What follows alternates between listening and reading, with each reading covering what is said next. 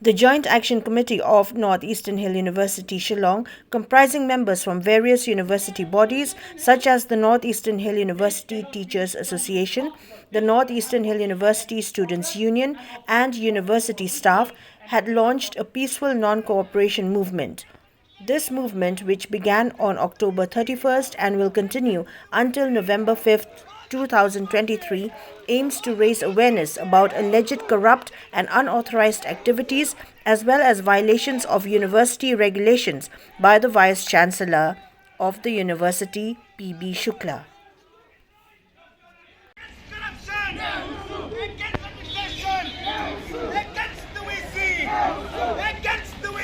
Oh, look who's marching! Oh, look who's marching! Marching with students! Marching with students!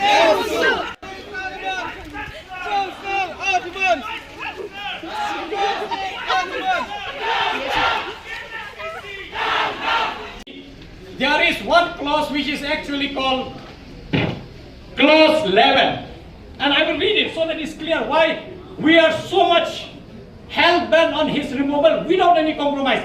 There will be no normalcy if he is not removed immediately. All other discussion can happen later. His removal later we want to see first. Then only there will be any discussion on any agenda. Well, let me read. After clause 6, if he goes to clause 7, 8, 9, 10, 11, the model UGC CRR rules, in the clause 11 it reads, and I will read it for you so that you know it's very clear. It says, procedure to be adopted for recruitment. Number 1, issue of advertisement. The vacant post of permanent nature, comma, post approved under specific scheme of permanent nature, comma, the post of temporary nature under which Rohit has been appointed, tenure/deputation post, etc., shall be advertised at an appropriate time, giving at least one insertion in any of the national dailies and one insertion in the university website.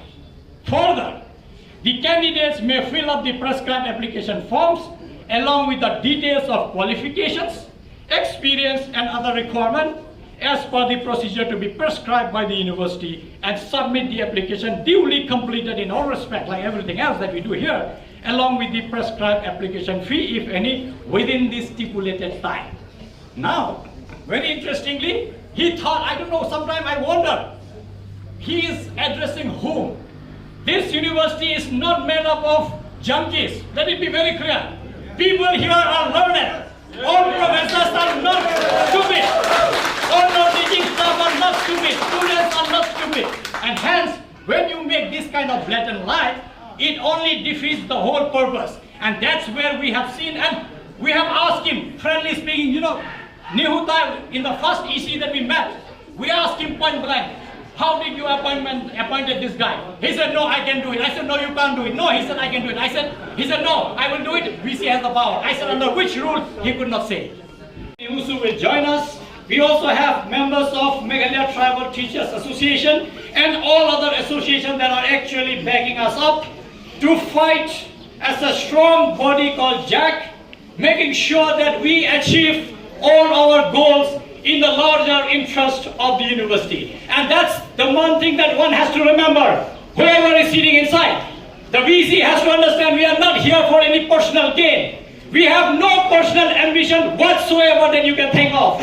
But we are here for Nehu. This is our university. We can't allow it to go to drain and somebody driving it to the drain. That is what we are going to fight for, and we'll make sure that from now on, starting from today, and we have started it many months ago, we will make sure that whoever sits in that chair, he functions his duty like he has been appointed for. If a Vice Chancellor has been appointed for, he is supposed to discharge his duty as a Vice Chancellor following Nehu Act, Statute, Ordinance, Rules and Regulations, and also abide by the UGC regulations that are present there.